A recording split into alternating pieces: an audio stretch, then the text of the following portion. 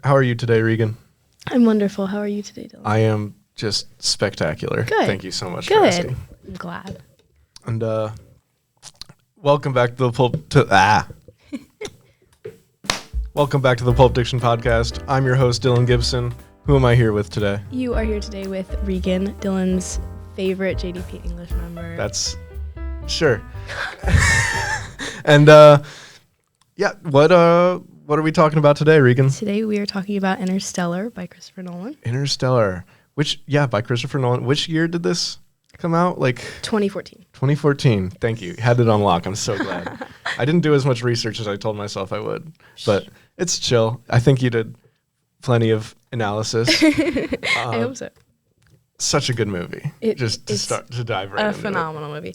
I hesitate to call anything my favorite something in general, but I really think that this movie might be my favorite. Oh my! And I don't blame you. Interstellar, it's one of these movies that you see on all these pretentious ass film bro lists because Christopher Nolan just kind of has that association, unfortunately. But you watch it, and unfortunately, yes, it is just that good. Yeah. I don't know. I've only seen it 2 times. Mm-hmm. I thought my first was a year ago. It was 2 years ago. Oh, no way. Yeah. So, I was late on the Interstellar train, actually. I was too. The first time I saw it was only maybe last year, and then I watched it a couple months ago, and then yesterday. Okay. Yeah. So we were both a little late to that. A little bit, but we're caught up now. Yeah. And we get the hype. Yeah, and honestly, I don't think it's a movie that you can really understand before the age of 15. True. No, I totally get you on that. It just, I don't know, it's just the plot, the complexities, the sciences, Yes. and I don't know, some movies you just have to be a certain age to connect with emotionally. Yeah, absolutely. And I feel like this is one of them. Mm-hmm. I feel like if I watch this after I become a father one day, fingers crossed, it's gonna wreck me. Yeah, the first time I watched it, so the second time in general, the first time since coming to college, I watched it the third or fourth week that we were here, Mm-hmm. and it was homesickness city. I hadn't been home for the longest time in my entire life, and then I watched this movie that's all about a father and daughter. I was Of course. I miss my dad. Oh. Yeah, it messed me up a little bit. But. It's put down silent. It's a very messy, uppy movie. Yeah. It really I didn't. It hit me harder the second time around. Really? TBH. I don't know what it was. I'm a different man than 2023 Dylan was. But yeah, no, it had me almost tearing up a little bit. Wow. I'm not gonna lie, which is an accomplishment. I didn't cry as much as I thought I would. Which is wonderful. Yeah. A little bit. A little bit, which is fair. Yeah. Because Interstellar. Should probably talk about what the movie's about. Yeah. So for those of you who somehow don't know, Interstellar is about this father named Cooper, who is, would you say, recruited? Sort of recruited, yeah. He's sort of guided to be recruited by NASA to pilot this spaceship and go through a wormhole to find a new world because it's Earth is dying. Yeah, it's a The dystopia. not so far future. Mm-hmm, mm-hmm. They mentioned something in the very beginning about how there was some sort of war, like a World War III-esque war over food, over, I guess, probably all resources that wars are over. Yeah. And that really messed up the world, specifically in America. And pretty much the only thing left to grow is corn.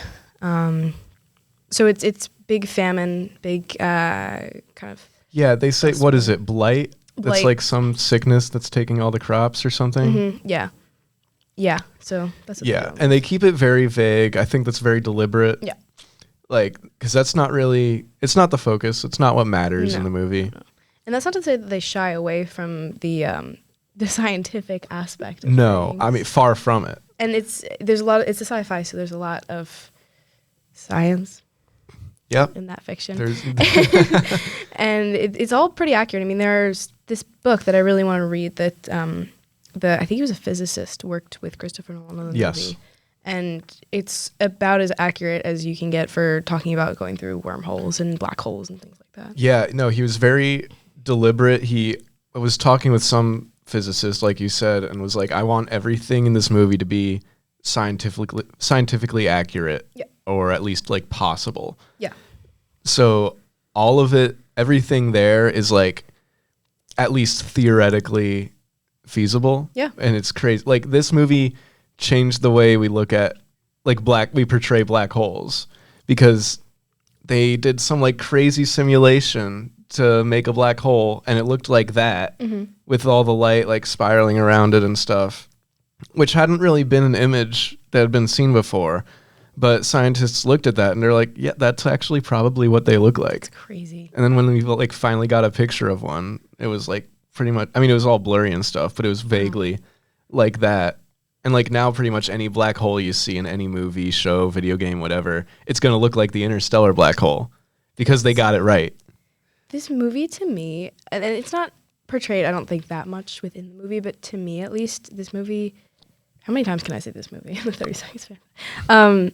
Is all about how not only can science speak to art, but art can speak to science. Totally, yeah. It's a relationship. It's a symbiotic relationship. It's so freaking cool. It's so cool. Like, I don't know, there's often like this sort of separation between STEM and art where one doesn't necessarily respect the other. Yeah. And it's cool to see something like Interstellar where they're so intrinsically intertwined, I guess. Yeah. And both are enhanced for that. And the movie, I guess, is kind of all about that relationship between not science and art per se, but science and humanity. Like, because they're using science, obviously, to look for a new beginning for humanity, but they're trying not to lose their humanity in the process. That the emotional core of this movie is it's integral. The movie would not work without the emotional core, because humanity doesn't work without its emotional core. Bars. That was off the dome, baby. Yeah. Yeah, that's a really, really fantastic way of putting it. Thank you. Yeah. Okay, should we get into some of the plot? Yeah, let's do it. Okay. Like, yeah, watch Interstellar. Watch Interstellar. That's our commercial for Interstellar. It's a pretty small indie movie if you haven't really heard of it before. Yeah. I don't know. What was the budget on it? Big. It was big. Big budget. Yeah. Oh, before we actually get there, I looked it up and it was mostly practical. Effects. It was mostly practical, mostly miniature. And I saw this one picture of like, you know, the like spaceship that they're on. I don't know if it has a name or anything, but like the big circular one, it's only like 12 feet tall in real life. And so like that was legit. Oh my gosh. And then they had it like spiraling and things like that. Yeah, and then they just put in like a CGI background. Of course. Yeah, no, I read something. Nolan like had all the computer shots like in his mind beforehand, and he like planned out, I guess, and would put like those backgrounds against these practical effects, which is kind of what I was wondering, like how they did that. Yeah. Because I think it's all stuff that could have been done through computer generated, but Christopher Nolan being Christopher Nolan, that's not enough. No.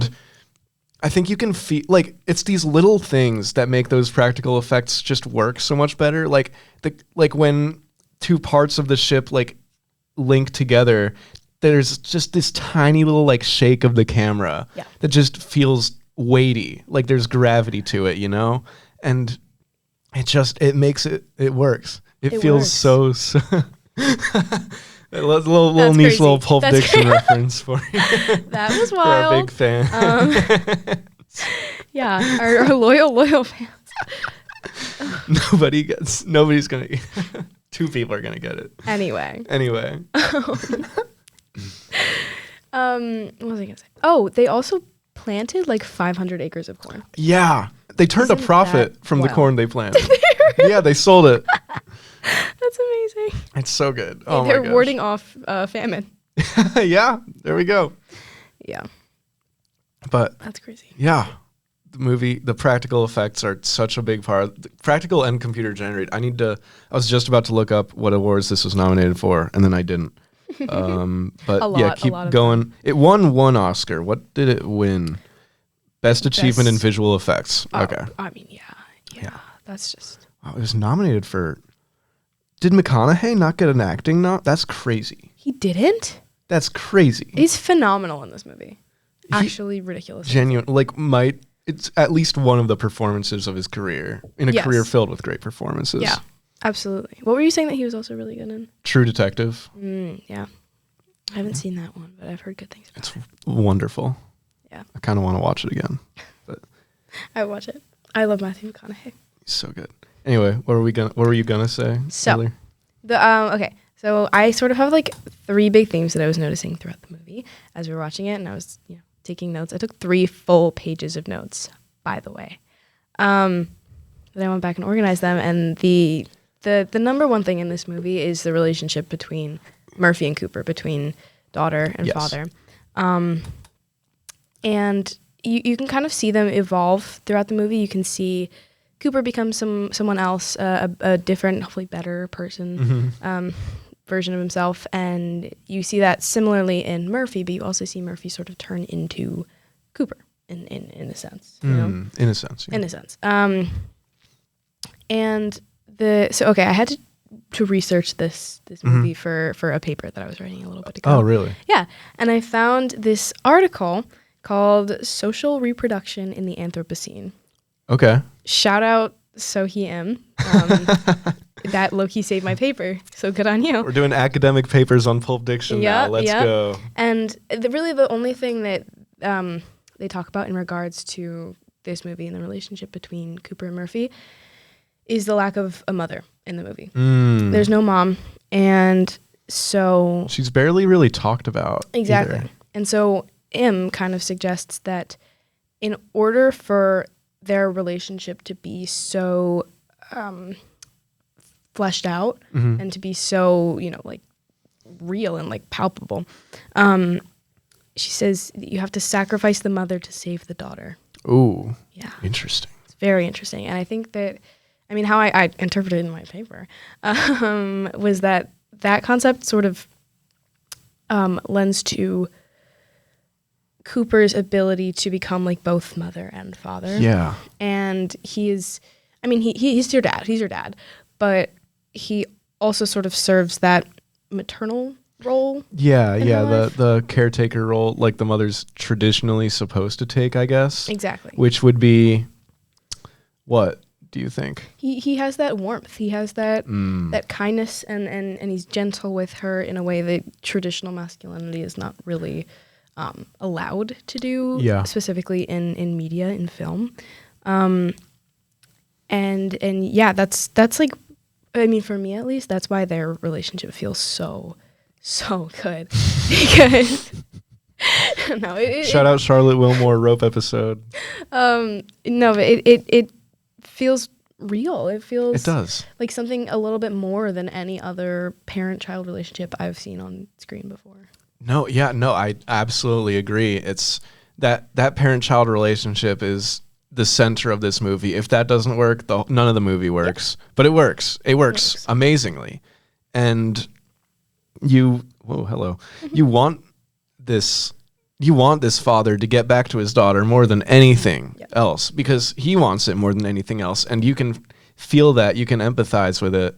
And because you see beforehand just how tight exactly they are. Yeah. When he's driving away in the truck for the second time and he checks under the blanket, just and she runs out and tries to get him, make him come back, but he doesn't see that because of the dust, which I really think is a good analogy for how this world has infiltrated their relationship.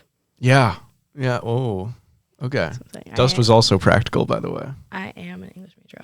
Really wasn't? I'm pretty sure. It's kind of impressive, actually. It's very impressive. Yeah.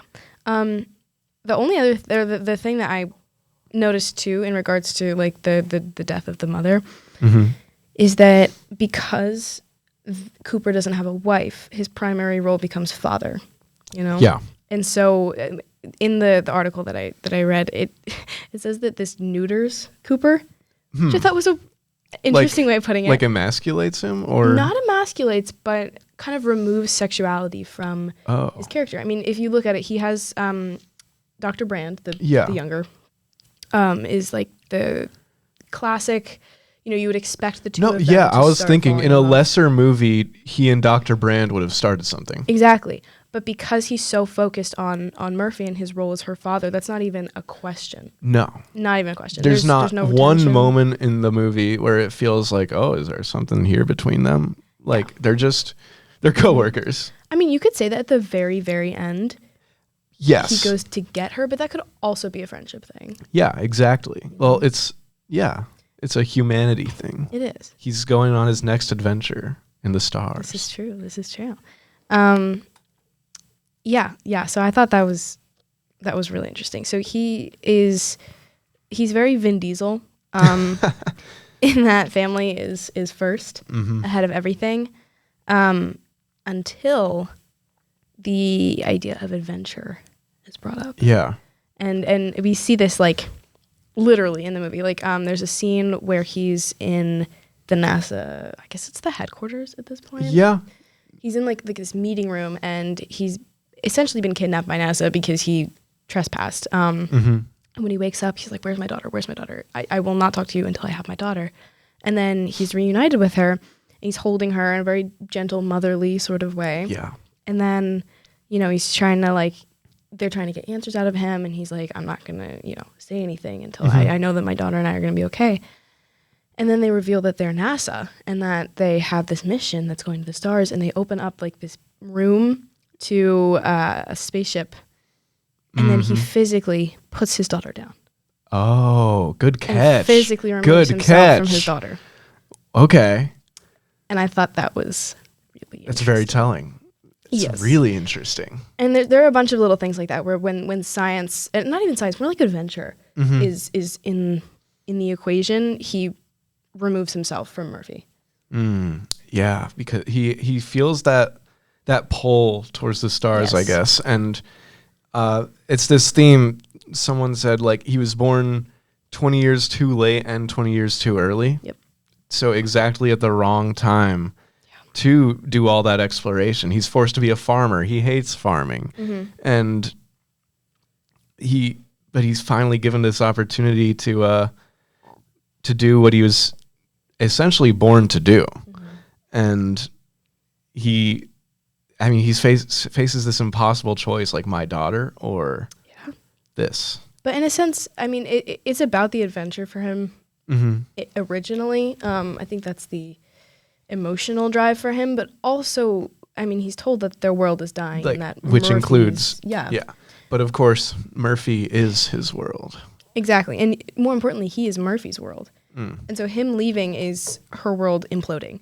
And Yes. she's left without her best friend, her father, and her mother. That's yeah. Like she's left with John Lithgow.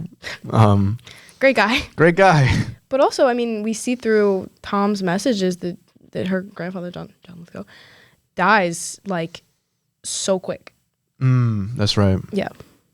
Very unfortunate. Yeah. And So then, it's really just her and Timmy Chalamet left to Who's, like, fend for themselves. doesn't become a good person. No, He really doesn't. not quite. He becomes Casey Affleck. Which, no hate to Casey No Affleck. hate to Casey Affleck. That meant nothing. Which could mean nothing. Yeah, wait, okay, I have more father-daughter notes. Please. That was pretty much like the main points for their relationship. And I mean, like the only thing is that when she is grown, because there's like a dramatic time jump. You're sort of living in Cooper's time as it's happening. Yeah, we really are. And which shoot, was it whatever the one planet was with the waves and the water? Miller's planet, thank you. It's every hour is 7 years. Yeah, every hour 7 years. And the music in that scene's so good.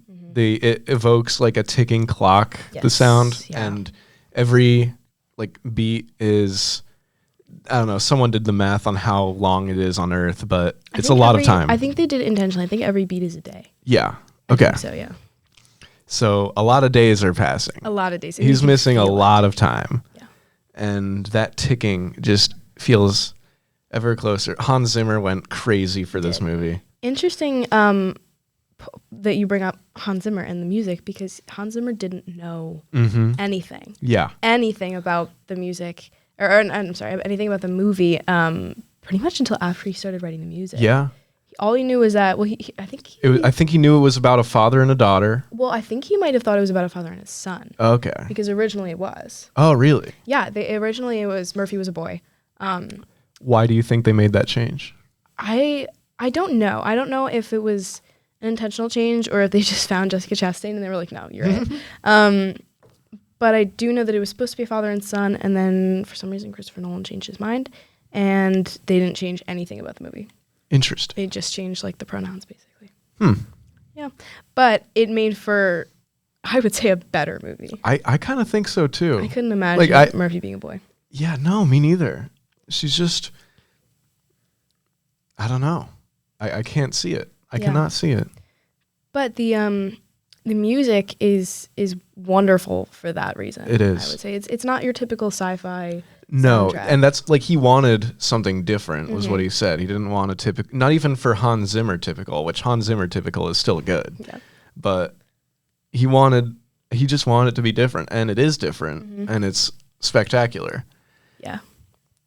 There was one song, I think we were watching it last night, and I was listening, and I was like, is that an organ? Yeah. Like, he has organs. He has cellos. Is that the docking scene, or I think it was. I think you're right. Yeah. Which we'll have to talk about at some point. We will. We will be talking about the docking scene. Yeah, but the music is phenomenal. It would not be the same movie. No, without. I think this is such a perfect, like, I hesitate to call a lot of movies perfect, but like Interstellar might be. It might be perfect. And like it's such a, but it is a perfect, just conglomeration, I guess, of a ton of artists coming together, artists and scientists coming together to make this piece of art that just every piece fits together perfectly, like a puzzle, and complement each other. Yes. And in all the best ways. For real. I think the behind the scenes of all this is like knowing about, that Hans Zimmer didn't know about the plot, knowing that it's practical effects, things like that, like all the corn that they planted. The corn. Like that, I feel, is just as telling about the themes that the movie is trying to portray as a movie itself. Like that message of, science and art coming together, like humanity, things like that. It's just, it's incredible. It is incredible. I love this movie so much. I do too. I love it. Yeah, it's great. What else have you got? Something I kept noticing throughout the movie is this idea of the supernatural. Yeah. And for being a science film, or a sci-fi film, there are a lot of implications about them and others. Whoever the them is. The them in the movie. The first kind of introduction we get to the idea of the supernatural is Murphy's ghost, which is there's some weird gravitational anomaly occurring in her bedroom. There's sending messages in Morse or binary. There are like books falling off her shelf, and then she starts like interpreting the literature. And she realizes it's Morse, and she's getting. Does she get messages before? She got. Well, Stay was like towards the end. That was later, yeah. Yeah. Maybe.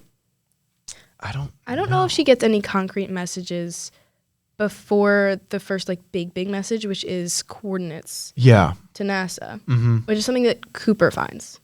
Right. Yeah. And it's this like weird, wishy-washy, timey-wimey story, because it's like this closed loop, right? Yeah. Where he sends the coordinates to himself so he can find them. Yeah. And go back, and then he sends the Later in the movie, he's like in this fifth dimensional construction. They call it the Tesseract, and through it he's able to manipulate time and space, or he's able to manipulate gravity through time. So he can go to any point in time in his daughter's bedroom and change around the gravitational pull. And so he sends himself the coordinates to NASA from the future. And I actually, this is a bit of a side tangent, but I found that scene so interesting because he ends up, like screaming at himself. He's like, no, stay. It's brutal to watch. And it's been it's ruined by the internet kind of, but it's still like in the context of the movie, it really hits. Yeah. But so after that, when he starts realizing, that he understands the way that this thing works and he starts getting infected by that sort of adventure of it all, then he's like, wait, TARS, give me the coordinates to NASA. And then he gives himself the coordinates to NASA, even though he'd just been talking about how he wanted himself to stay in the past. Yeah. So if he wasn't so caught up in the adventure of it all and wasn't so excited by the fact that he understood what was going on, he would have stayed in the past. Yeah, true. But that's just not how it works, unfortunately. It's not. They didn't send us here to change the past. Wait, say that again? They didn't send us here. Which I love TARS, by the way. I love TARS. I like TARS and Case. They're such like unique robot designs. Yeah. Like they're so simplistic, but at the same time, it's very unique. They're very functional. They have personality that they can shift and change. Yeah. And the way they humanize those like blocks of metal. Yeah. Oh my gosh. Wait, there was one scene I noticed that I want to know if you clocked this. When he's talking to TARS about Dr. Brand's relationship to Wolf Edmonds. Yeah. And he's about to go to sleep. And TARS is like, why are you whispering? So he's talking to him, and then he says something about like, oh, like I have a discretion setting. Discretion setting, yeah. And then Cooper walks past him, and TARS turns to watch him go, even though he's a robot. He's not looking at anything. So he does like a very human thing. Yeah. Where it's not necessarily necessary. And there are a few of like you get a sense that the robots do genuinely care. Yeah.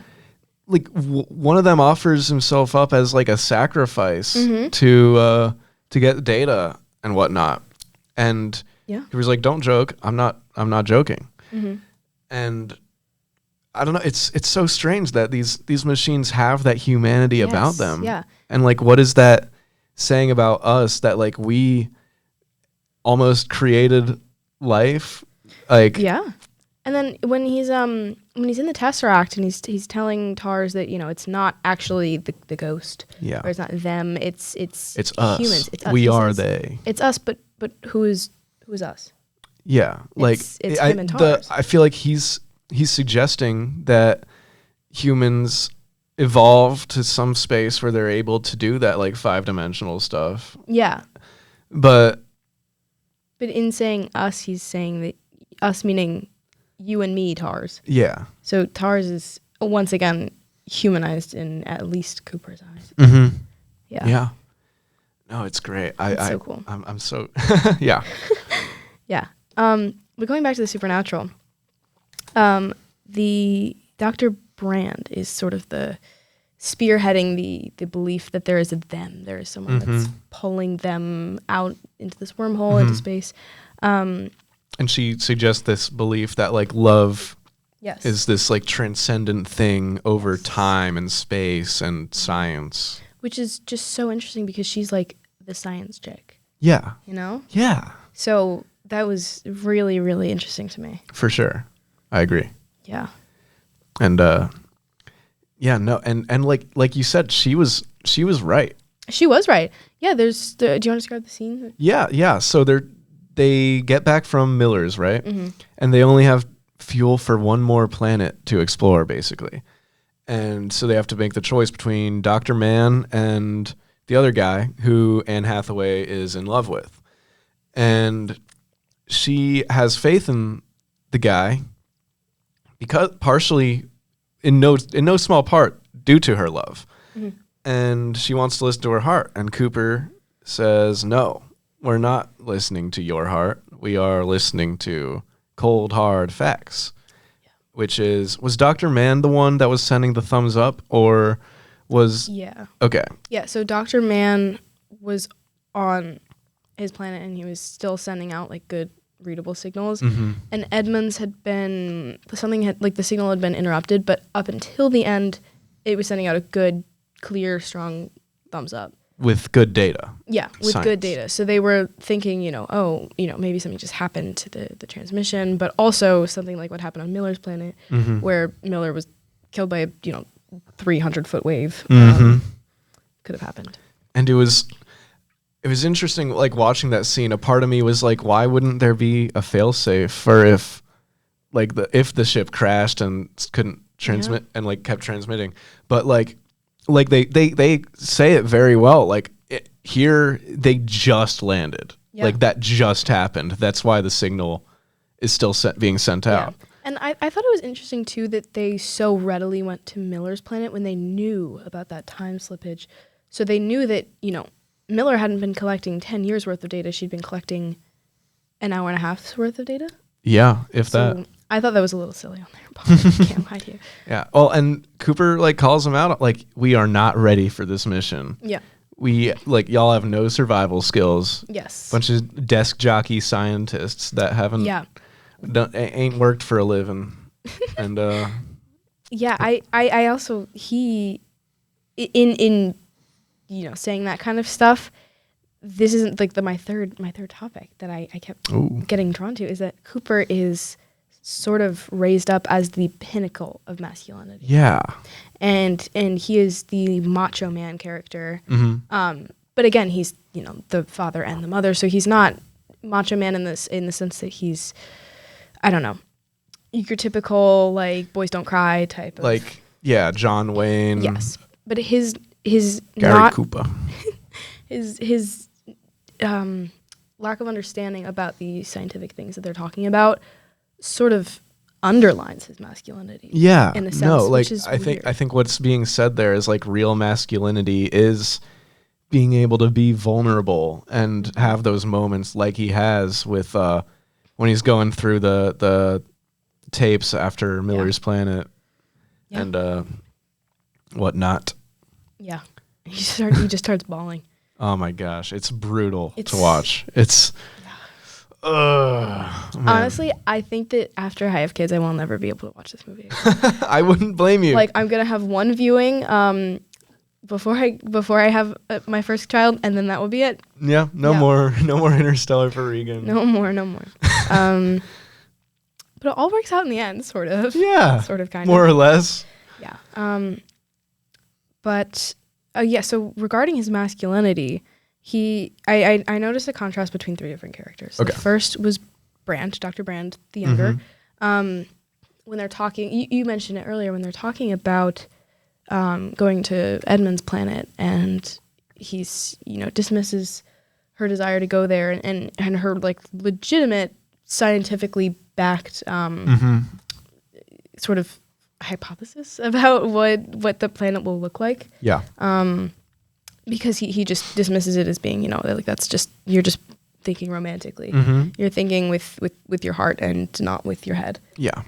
And that sort of paints her as being womanly and therefore weak, and him as being decisive and masculine. And yeah. Yeah, even though he ends up being wrong. So yeah, it's sort of a deconstruction of those like ideas that the level-headed, objective, masculine, manly man is right, and the women who are so clouded by emotions and whatever are wrong and dumb. Oh, bad. Yeah, that's a really good way of putting it. Mm. Yeah, and then Romilly is the nerdy sort of sidekicky character. I've waited years. Oh, Romilly. And he's very much like the science guy. He's the one in the James Bond movie that's running the computers and. Oh, M. Right. Yes. Yeah. And he is sort of the man in the chair. Yeah, and he's in contrast to Cooper, because Cooper does. He's the man of action. Yes, exactly. Yeah, and he has to be explained all these things, and Romilly's the one explaining him. He's the Cooper's the guy in the movie who'll hear all the science talk and go in English this time. Yes, exactly. That's exactly what he is. Even though in the beginning of the movie he is like the science guy of his family. No, he's a smart guy. Yeah. But he's also like he has this weird dichotomy about him where he is a smart guy, but he's also a farmer, and he's he's the macho man, like he's you the said. macho man. And then Tom, his son, grown up Tom. Mm-hmm. How would you describe Tom? How would I describe Tom? Tom is comfortable where he's at. He, unlike his father, likes being a farmer. He's good at being a farmer. Not that Cooper's not good at being a farmer. But he's kind of opposed to change. And he doesn't want, I don't know. He stays on the farm long after he should. Mm-hmm. Everyone's getting sick from the dust and everything. And he punches Topher Grace for even suggesting you need to leave, like right now. And I don't know. He's very protective of his family, which is admirable. Mm-hmm. But like from the masculinity perspective, I guess he's sort of, I don't want to say what not to be, but like, I think that he sort of represents the like toxic masculinity that Cooper's character is trying to, not actively trying to, but his character ends up subverting and turning on its head. They're almost like, I wouldn't go so far as to call them foils. Yeah. But they definitely are different in their approaches to family life. Yeah. Yeah, no, I would agree with that. And I don't know, I almost feel like, what was his name? The son? Tom. I almost feel like Tom is like he becomes what he envisioned his father as, like growing up. Like we get to see who Cooper like really is, sort of. In their final moments, people show them who they truly are. It's another Christopher Nolan movie. Yeah. But like on Earth, he was only ever really like the farmer, the dad, the masculine man with his son doing masculine man things. I don't know. Like when that scene where they're chasing the drone. Yeah. I guess Cooper is Cooper sitting in the middle, or is he on the other side? I feel like he's in the middle. He's in the middle, and because Tom takes the wheel. Yes, so Tom is doing the very masculine thing, and the very like, we're farmers, we drive tractors. And then Murph is doing what? He's like holding the stick. Holding the stick. Trying to catch like the signal and then start controlling the drum. Yes, that's right. And Cooper is doing both at once. He's directing Tom and he's directing Murphy at the same time. And does he have like different like styles of direction for them, or a little bit? Which I mean could be because they're different ages. They're different ages, different people, genders, different people.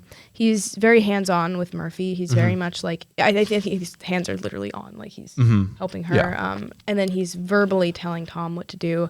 But he's getting distracted by the plane. He's not focusing on the tractor. And then Tom, Timothée Chalamet, is like, Dad, we're going to drive off a cliff. And he's like, no, it's fine. And then he sees the cliff and he's like, oh shit, stop. Like, yeah. Oh, should I not curse? You can do whatever. Do you want me to censor them? Or it's not, I don't care. Okay, I don't give a shit either. Yeah, but I mean, the people when in Interstellar Discourse sort of talk about how Murphy is highly favorited. Yes. Know? Oh, 100%. Yeah. Yeah. And Tom says it himself. He says that Dad didn't raise me, Grandpa did. Which is true in a sense that, their dad left. But he's a good father to both of them, I would say. For sure. I mean, he literally does not give a gaff about getting back to Tom. And he's really only focused on Murphy. So he does have a favorite, but he's not, like, cruel to Tom. No, not at all. He's helping them both, but he just, he sort of raised them up in the different areas that they shone in. Yeah, and for Tom, that area was being a farmer, which is a noble pursuit. Absolutely. Nothing against farmers, obviously. And it's a noble pursuit in the movie, too. They talk about how the world needs farmers right now. Yeah, for sure. But, like, that shouldn't come at the cost of, like, actively discouraging humanity's other prospects of, like, exploration and art and science and things. It's almost like a prophecy. Like, there's a scene where Cooper is talking to the grandfather, who is the mother's father. And he says something about how we used to look up and wonder about our place in the stars. Now I just look down and worry about our place in the dirt. And so, Murphy and Tom sort of do both very separately. Yeah, that's very interesting. Yes. We were talking about the cornfield chase scene, or another one where the music shines, by the way. That's just like the best. But I would say the best song. It could be. It might be the best I feel like it's the most chase. popular. Yeah.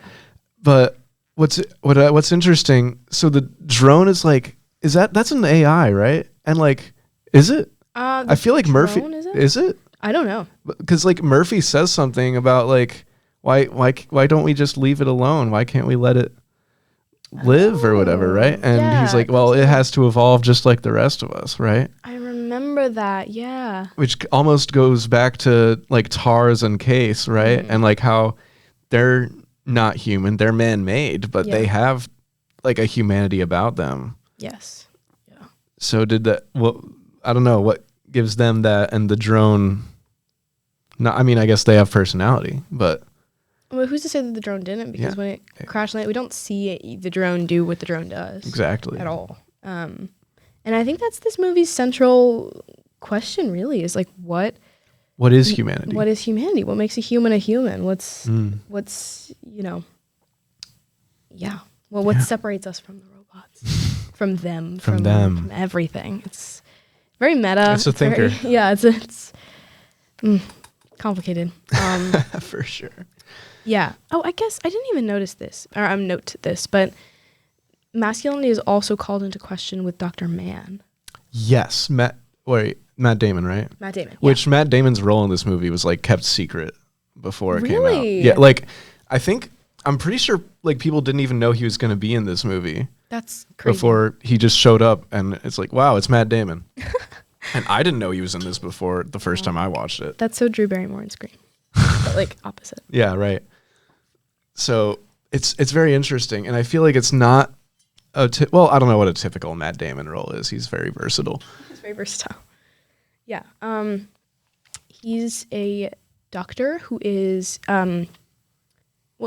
Mann is introduced long before we ever meet him. Yeah.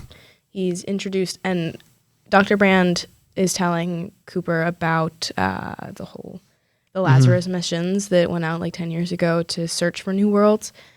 And she says in the same breath, that was Dr. Mann who like spearheaded the Lazarus missions. He is the best of humanity. Yes. He's like the best of us. He's immediately glorified. And so you're expecting this like real, I mean, you're basically larger than life like figure. The Lazarus Project immediately brings up this like biblical connotation. Yes, yeah. So you're expecting this crazy, I don't know, just heroic figure. And Matt Damon almost could be that guy. Yes. He's a good looking man. He's got a superhero sort of face. Yeah, he does. Which could mean nothing. But I found it really interesting that him and Casey Affleck never interacted in this movie. How do you like them apples? Yeah, so okay, then you are finally introduced to the real Dr. Mann. And the whole the refrain of he is the best of humanity is repeated much throughout the movie. And then you meet him, and it's like really long, drawn-out process of him being risen from the dead. Raised from the dead. So he's like embodying the Lazarus missions, basically. Yeah. And they like open the pod, and then they pull the thingy. And then he like the water falls off him. It's a cool scene. And he sits up and he starts crying. Yeah. So he's born again, starts crying like a baby. Like a baby. And I just thought that him sitting up and you're expecting something great, and then he just starts crying into Cooper's arms is so interesting in the conversation of masculinity. And I hadn't thought about that. I mean, upon first watching that, I was like, okay, the first time I watched it, obviously I didn't know Dr. Mann ended up being kind of a dick. And so I was like, wow, like that's a beautiful scene. Like he's so emotional, and you're kind of expecting it to be a masculinity comparable to Cooper's in that it's soft and it's gentle. And so you're like, wow, like boys can cry. And then the second time you're like, fuck Dr. Mann. Like he is the worst. What a big baby. He's crying. But I think those two things can exist at once. You know? They can. No, it's very interesting. Because like the first time I watched this, by the end, I was like, genuinely fuck this guy. I hate him. I hated him so much. And not that I didn't hate him the second watch. No. But I can empathize with him. And you know, he says something about how no man has been tested like he's been tested. Yes. Which is probably true, honestly. Yeah. Like well, what does he say? I pray you never have to find out how good it is to see another human face. Yeah. And I mean, honestly, I can't tell you that I wouldn't. I mean, I don't think I would do something I like to think I wouldn't, but who knows?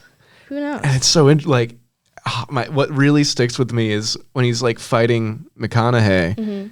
He goes, "You're a coward." Yes. Yep. Yes. And he just keeps repeating that. Yeah. He knows what he is, who he is, but he has this belief that his survival instinct, that cowardice, is what's going to lead humanity to survive. Yeah. Which is completely antithetical to the other hypothesis of the movie, I guess, which is that I guess there are three, right? There's the cowardice one. There's that science will lead us to survive, which is plan B, right? And then there's plan A, which is that our love and our emotions, I guess, are what are going to lead us to survival. Yeah. And those three are sort of embodied through Matt Damon, Anne Hathaway, and Matthew McConaughey, respectively. Yeah. And I think that the scene where he calls him a coward, where they're fighting, is a really, really interesting scene for Cooper's development specifically. Yeah. Because up until that point, he had been so focused on getting home, on when they're on Miller's planet, he is fighting every second to get back as quickly as possible so that he doesn't miss out on any more time in his daughter's life or his children's lives. And then, even they're going there and he's saying, we only have one because we have to make it home. We only get to choose one planet to go to. And then he calls him a coward. And it's almost like the second he says that, then he starts focusing on the mission. And he starts saying like, okay, I'm not gonna be able to get home. I have to save humanity now. I can't do what Dr. Mann did. And it's almost like he's fighting his own cowardice. Yeah. Yes. Yeah. Dr. Mann, he's almost a dark reflection of himself. Yeah. And there's this really beautiful shot during the fight, like this ultra wide, from like above. They must have shot it with a drone or a big crane or something. And it's just this stark white background and then these two dark figures struggling against each other. It's so tiny in this. Which there are a lot of moments like that in this. There's in the very beginning when they first start going and they're almost at the wormholes. They haven't even really started the mission yet. You see the ship going across Saturn and it's barely even perceptible. It's a speck. Like this. It's a speck. And there's so many of these shots that just emphasize like how small we really are. How small we are. I noticed for those two specifically. I'm thinking about other ones too. The only one I think of is sort of when they get to the black hole. Yeah. So the first one when they're on Saturn, you see how small they are. And then immediately after that, there's the scene where Cooper is checking his messages and he realizes that he hasn't gotten one from Murphy. And so you kind of look at him and you're like, you're small too. Like you, I don't know. At that point, I was mad at him. I was like, why couldn't you stay? Why couldn't you stay for your daughter? Yeah. And then when they, pull away during the fight scene, you see them and they're so small. It's like his character is shifting a little bit, and he's less small. And then the third one, at least that I noticed, I'm sure there are more, but the third one that I noticed when they're at the black hole, it's right when he's about to sacrifice himself. And again, you're small, like humans are so small in the grand scheme of it all. That rhymed. Wow. But then he sacrifices himself. So for me, at least, like those three shots sort of marked like the big moments in his character development. No, that's a good observation. I like that. Yeah. But yeah, Dr. Mann, what a dick. What an asshole. Hate that guy. So stupid. He dies in the end anyway. He dies. Don't dock. Do not attempt docking. I'm going to attempt docking today. Yeah. But it gives way to the greatest scene in all of cinema history. Absolute fucking cinema. I think this is, and now I haven't seen that many action movies. Yeah. I don't even know if you can call Interstellar an action movie. Not remotely. But I would say that this is a phenomenal action scene. Oh, 100%. No, like I think the sequences in this movie are very few and far between, but when they are there, I mean, the stakes feel high, they feel real, and the music rocks, and the physicality of the sets of the set pieces rock, and it's perfect. It's like chef's kiss. You feel it. You feel it. His urgency. You know. There was something I noticed that I don't quite remember, but when they start spinning, because in the docking scene, the ship they're trying to dock to has just been blown up by Dr. Mann, and now it's spinning like real fast. Yeah. It's something like 3 Gs or something. Something like crazy. And then he goes up, and then he starts spinning his own ship in order to like latch onto it. And I just noticed that like there was a shot of them like being pushed to the side as they start spinning, and there was something like with the outside, like something like the camera just like shifted a little bit, and it made you feel like you were being pulled that way too. Yeah, no, it's those little things that make Nolan that's what makes him such a good director. Yes, and also like right when Dr. Mann's like when shit hits the fan, the sound like completely cuts out. Yeah. Because there's no sound in space. But it's this great effect because like as much as the soundtrack, as hard as it goes, he knows when not to use it. He knows exactly when silence is the most effective possible thing. Because it goes quiet and your heart drops. Yeah. Drops. And it just works. It just works. And I mean, I don't know, I would say anything about physics in space. But when he went out, I mean, my first thought was like, oh no, he's just dead. Now they get the ship back. But then you see it explode. Yeah. And then you see it start spinning. And you're like, oh shit. Oh shit. Yeah. It's so mad. It's so much worse than I thought. Yeah. And also like, because in space, there's no like air resistance or anything. So it's just going to keep spinning like that. Forever. Which is an insane concept. Oh, yeah. Yeah. And then they go back to like the silence thing. When they actually get on the ship afterwards, is that whole sequence pretty much silent? It might be. I think it is. When there's like you see like air being pushed into the ship and there are alarms going off, and yet it's quiet. Yeah. Yeah. It's crazy. It's so crazy. Just wild. Yeah. But yeah. It's it's awesome. Yeah, and then they go to the black hole, and then he gets scooped up by the Tesseract, and he saves the day. He saves the day, and everything works out fine, and he gets back to his daughter, and he's safe and sound, and everything's happy. Yes, which is just the most soul-crushing scene. It's so soul-crushing. It's actually awful. He gets back. They save him with like minutes left on his oxygen or whatever. Like, who could have predicted that they would save him? And Murphy's still alive. And yeah. Oh wait, during the is it during the docking scene that she starts piecing together the Am I crazy? Like when Murphy starts piecing together. At what point does she start? It's like intercut with something, right? Like it's either the. Ah, it's okay. man. The conclusion of it is definitely when he's in the Tesseract. Yeah. Okay. So Matt Damon, he's trying to justify himself. This is during the fight with McConaughey. Mm-hmm. He's talking about how his survival instinct is what's going to Right. save humanity. Right. This is after he's cracked his helmet. 50-50 odds. That's the best I've had in years. Yes. And he starts reciting the poem, which we'll need to talk about the poem. Oh, yes, Doesn't the we will. poem just like tickle your English major pickle in such a good You have way? no idea.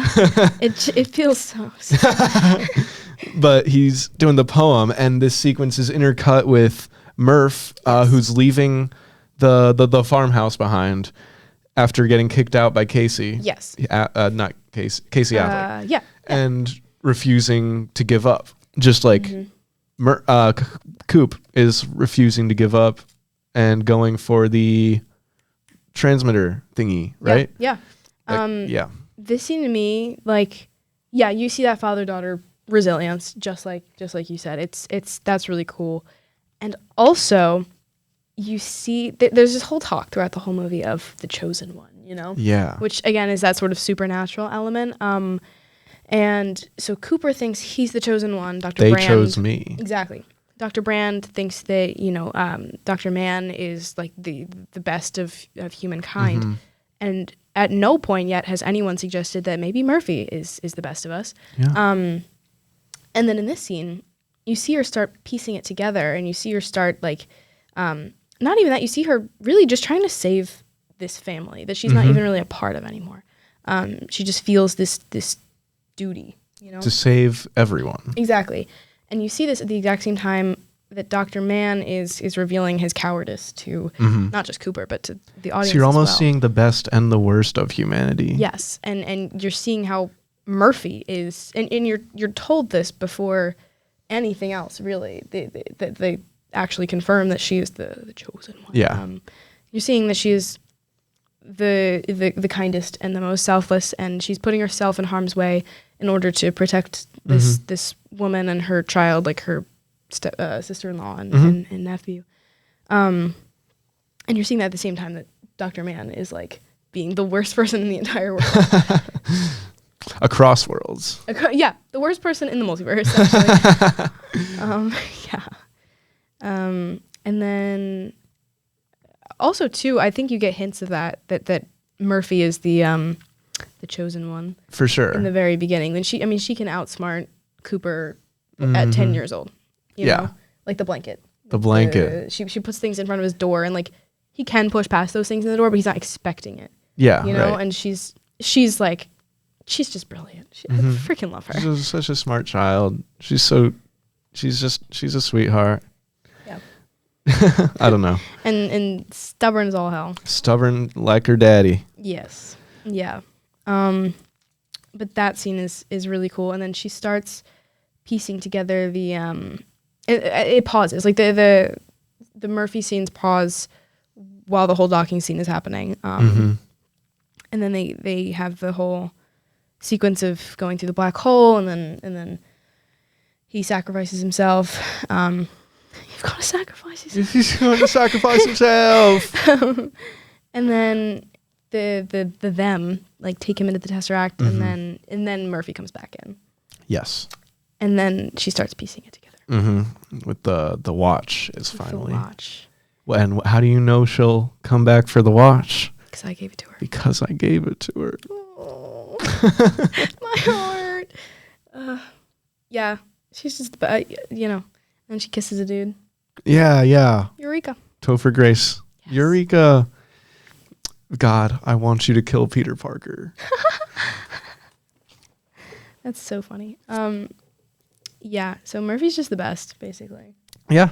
No, she really is. But it's interesting that she's the best, but this movie isn't about her. It's not. It's not even told in her timeline. No, mostly.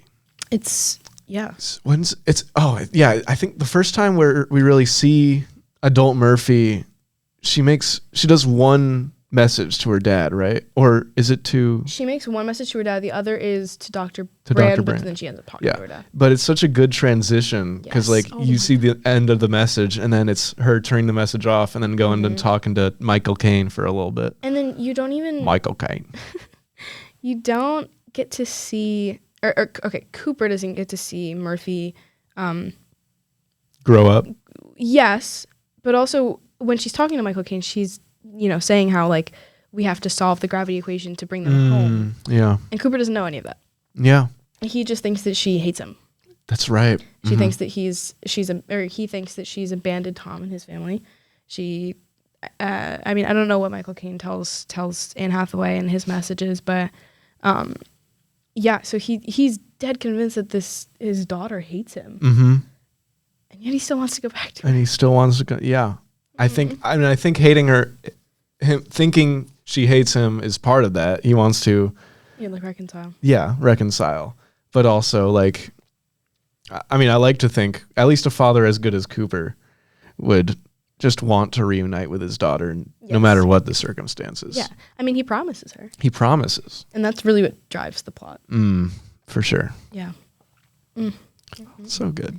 And he keeps his promise. He keeps his promise and he sees her again eventually. Eventually, for like 0.2 seconds.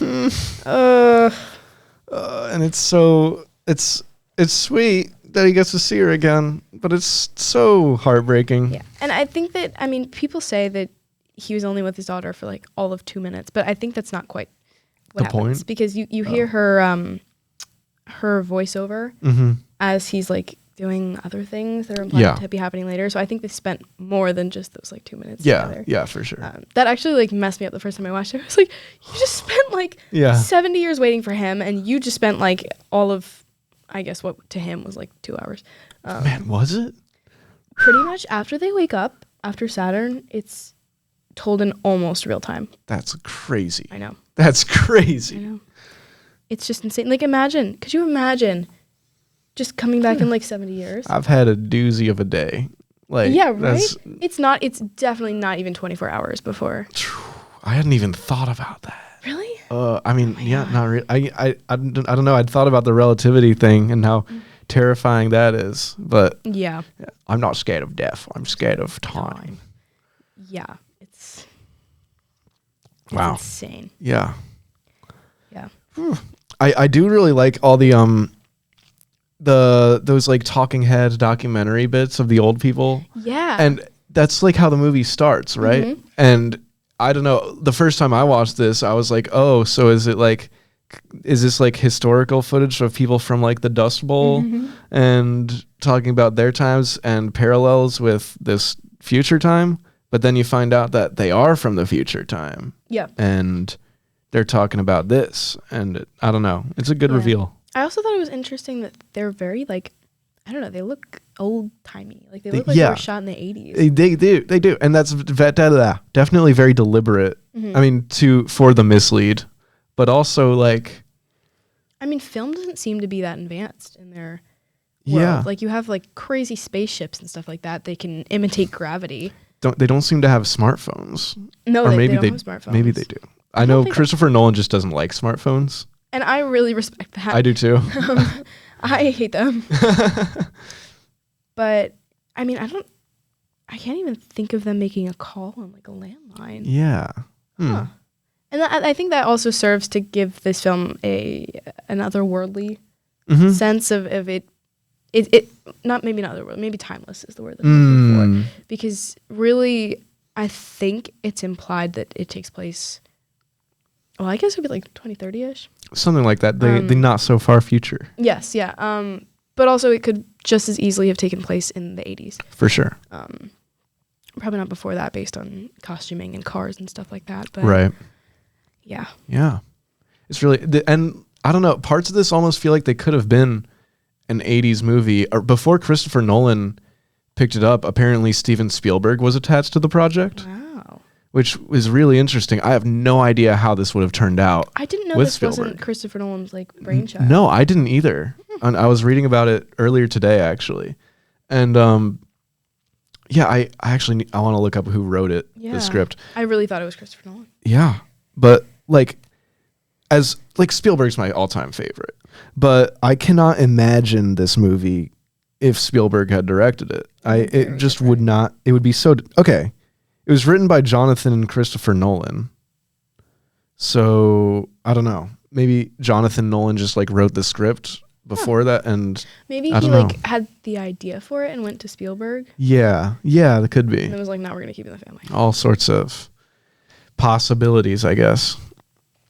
Yeah, maybe I might look into that. Like, see what was Interstellar Spielberg supposed to be like.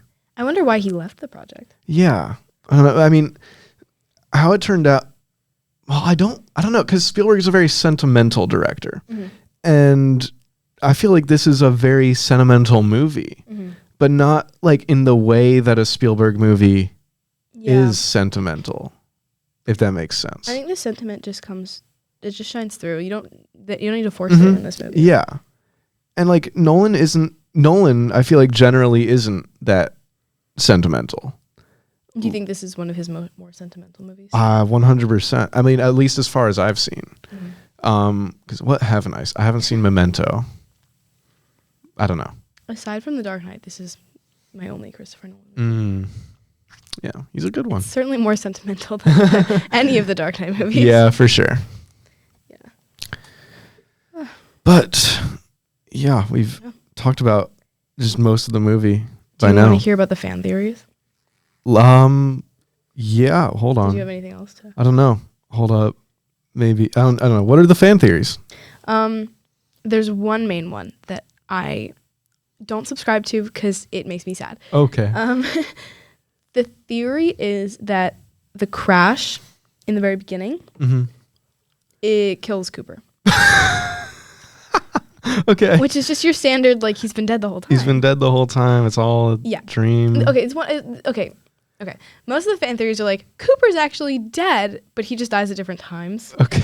And it pretty much ends up the same way. But in this one, I assume the black hole's another. Yeah. So in this one, he dies in the plane crash, which I think he says something about how it's caused by one of the anomalies. And then it's like a whole, like, you see a 7-minute clip of your favorite parts of your life or something like that. In this one, he sees a 3-hour-long clip of his favorite life moments, or like maybe I guess what it's like he imagined his life to be. Yeah. I don't really love that one. No, me neither. The one that I can kind of get behind is that he does the whole Tesseract thing, and it's all true. Like, everything up to that point is true. And then when they start closing the Tesseract, they can't transport him. So when they close the Tesseract, like, I think what's implied to happen in the movie, if you just take the movie at surface value, is that the Tesseract moves. Spits him out, like, through the wormhole, basically. And, like, scoops him up in the black hole and takes him away. In this theory, I guess the Tesseract can't really do that. And so it closes, and then he's just torn to shreds in the black hole. And then his afterlife is when he greets his daughter. And, they say that she's been in cryosleep for 2 years. But, like, what if she didn't go to cryosleep? What if she just died, I guess? And then he's, like, meeting her, and she's, like, the last face he sees before he dies. And I guess she's, like, greeting him at Heaven's Gate or something like that. Okay. Or maybe he's greeting her. I'm not really sure the logistics of it, but he basically, like, that hospital scene, it feels different. Like, that whole hospital scene. And I think it's supposed to. It definitely is supposed to. Because, I don't know, he's finally back, but, like, it's not quite home. There's something just a little off about it. Yeah. Yeah. I mean, he looks outside the window. They're basically on Halo. Yeah. And, yeah. Yeah. I don't really like the fan theories. Yeah, no, that sounds really sad. Yeah, because then it's like he didn't actually get to see his daughter before she died. I think the thought is that when he goes into the room, then, like, that's when she's dying, and, like, he's greeting her as she's entering. I mean, I wouldn't say heaven, but, like, because that's not really a part of the movie. Yeah.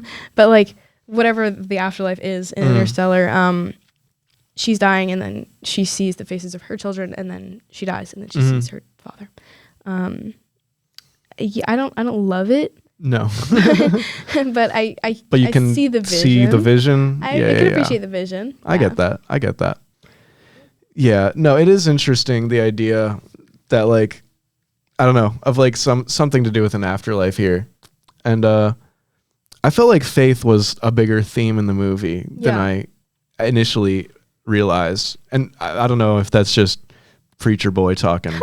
But No, I got that too. Faith in, I don't know if it is like not necessarily like an other a them. It's the them. Yeah, it's the supernatural. Yeah. And then like Cooper's theory by the end is that the them is they. they are them. They slash them. They slash them.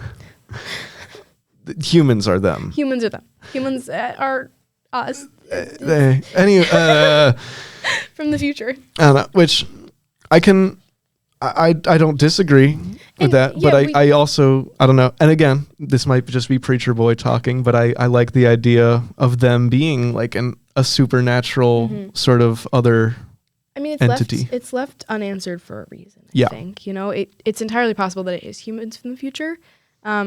Clearly, that is an aspect of what happens in the film because Cooper reaches back literally into the past. But yeah, they never actually say whether it's humans or what. That's just what Cooper thinks, and so that's what we're led to believe. Because we never really find out, like, well, who did put the wormhole there? Yeah. How did that get there? And why did it close and reopen at just the right time? And they say, you know, that it's fifth dimensional beings, but humans are fourth dimensional beings. So what's the vibe there? You know, like how do we unlock this other dimension?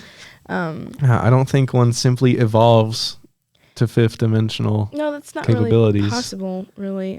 Not quite.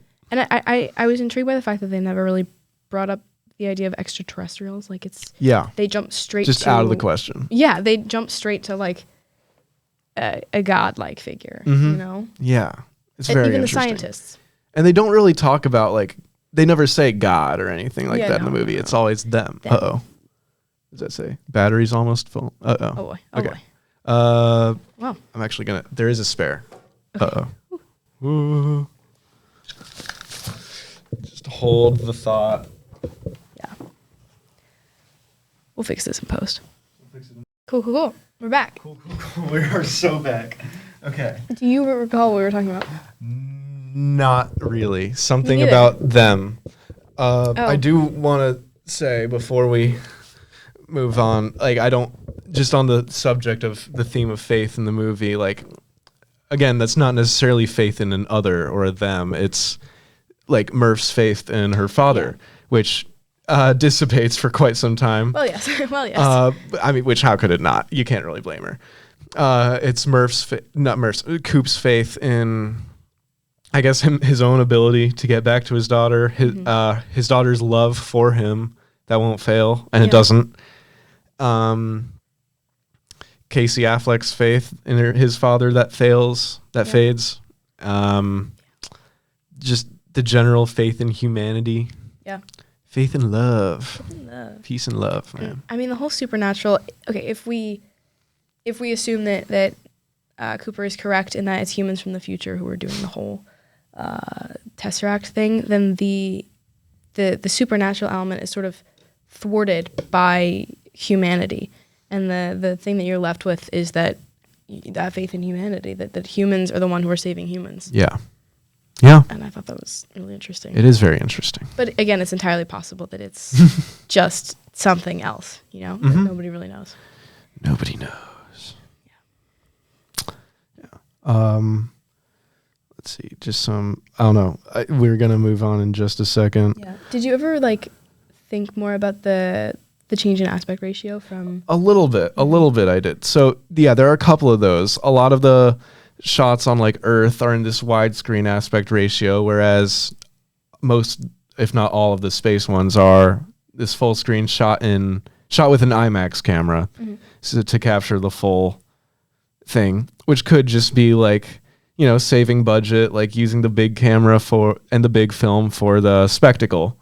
But is Christopher Nolan really that unintentional? But yeah, like I feel like if he wanted to, he would have shot because he does start shooting the Earth scenes in full screen after. I want to say when she turns around and when she starts burning the cornfield.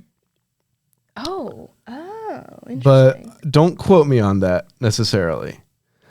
But let's see. Yeah, MURPH finds the watch in full screen. Mm-hmm. That didn't need to be full screen. But I think it's this thing of the I don't know, her perspective becoming more complete. Yeah, we could take it very literally and say that the narrow screen reflects a narrow mind. Yeah, right.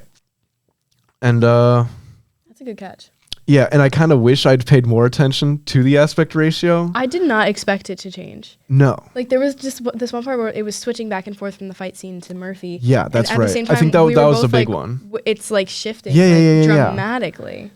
And I think, like, it's a sign of good editing when you don't necessarily know, like, when it's changing from one to the other. Yeah. And if I was really paying attention, I could notice. Mm-hmm. But, like, I wasn't looking for it. But if I wasn't, like, actively taking notes, because I didn't notice it before last night, so I really don't think that it's something that you're supposed to see as opposed to feel. Really, right. Yeah. Like, I felt more tense, like, watching And that's the thing. That's a mark of, like, good filmmaking is, like, even if you don't necessarily recognize what is happening, like, on a technical level, you recognize the feeling that it's evoking in you. Mm-hmm.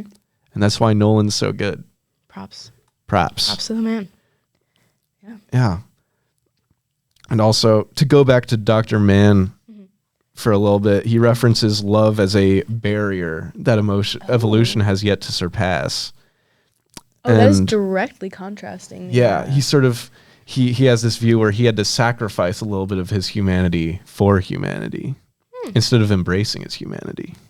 That's really neat. And I don't know. Dr. Mann is such an interesting character. He is. And all the characters are interesting characters. He reflects, like, my deepest, darkest, like, fears about myself being a selfish person. Yes. And I think that's exactly what he's supposed to do. Yeah. But because it feels like all these characters could be such flat characters and you would still get a lot from the movie. Yeah. But they're so nuanced. All of them. They're so three-dimensional. Fifth-dimensional? Five-dimensional. Yeah, but it's just so good. I love this movie. It's just so good. I love this movie. Yeah. But yeah, one of the last things we do want to talk about as English majors, we got to talk about the poem. The poem. Oh my goodness. Do not go gentle into that good night. I'll spare you the poem reading. But okay, the refrain of "Do not go gentle into that good night." I think that's the part that is repeated the most. Mm-hmm. It's literally said on his deathbed, on Dr. Brand Sr.'s deathbed. But they fully say, or he fully says at the beginning, 2 stanzas. He gives us 2 stanzas.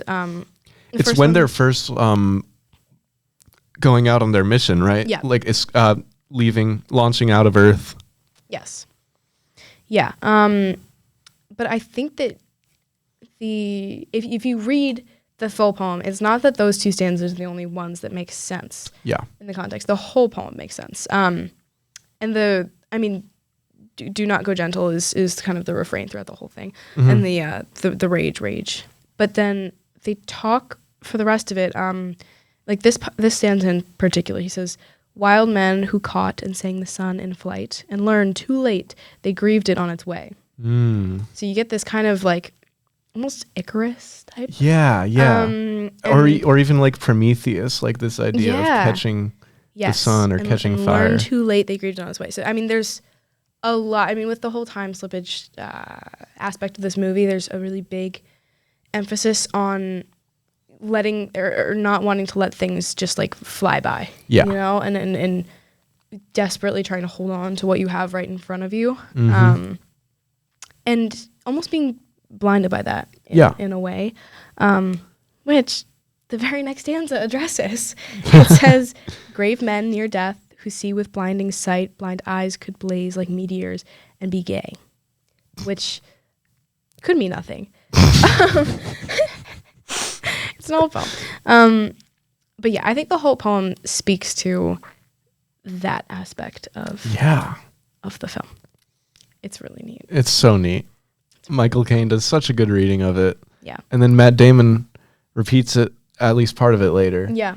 But it's like a weird, twisted, like, perspective of it. Yes. So Dylan Thomas, the author of this poem, the poet, wrote this sort of addressed to his father who was dying. I didn't know that. And the very last stanza says, "And you, my father, there on that sad height, curse, bless me now with your fierce tears, I pray. Do not go gentle into that good night." So he's like basically begging his father to hold on a little bit longer. Man. And so it's so perfect. It's so perfect for this film. And the father-child relationship. It's the Brands. It's Amelia and Professor Brand. It's Murphy. It's Cooper. It's all of them. You know. They're raging against. It's humanity raging against the good night. Yeah, they're not going gentle. No, they are not. But yeah, I on the whole don't love when movies use poems, you know? I don't love when movies don't use poems well. Yeah, that's what I mean, I think. But I think that more often than not, I don't think they use them well. Yes. Or at the very least, it's just like, it's cringe. Like, it's not necessary. I can't come up with any examples right now, but every time they're like, and let me quote Emily Dickinson. You didn't have to. But this one is just so good. It's just so good. It's science and art again, you know? It's perfect. It's so perfect. Like, I want so desperately not to call this movie perfect. I know. No, tell me about it. Like, I want... like, it's like the most basic film bro douchebag movie to call a perfect movie ever. Okay, no basic film bro douche bro could talk about this movie for an hour and a half, which we have. So. Which we have. Yeah. Yeah, we're not basic. Yeah. Yeah. Yeah. They're not analyzing it. They're just like, oh. They're not interpreting their literature. No, they are not. Not like They're us. not doing their homework. But yeah, it's a wonderful movie. It really is. It uses every part of it so well and just enough. And it's a celebration of art and science. Of art and science day, and humanity and love. And it's great. What else is there? What else is there? Yeah. I think we've just about covered it. I think so. And yeah, I mean, I'm happy leaving it there. I think so too. I think that's a wonderful I don't have a lot more to say Yeah. about Interstellar. Regan, thank you so much for coming on. Thank you for having me. This was a wonderful podcast. This was amazing. This was so much fun. I'm so glad. And yeah, thank you for listening and or watching to the Pulp Diction podcast. Follow on Spotify, rate 5 stars. We're at like 4.8 right now. Some bastard like rated us low or something. That might have been me. That's my bad. We're on Apple Podcasts. Follow on Apple Podcasts. YouTube, subscribe, like, hit the bell for notifications every time there's a new one. Yep. And follow on Instagram. Yes. And that's gonna do it for Interstellar.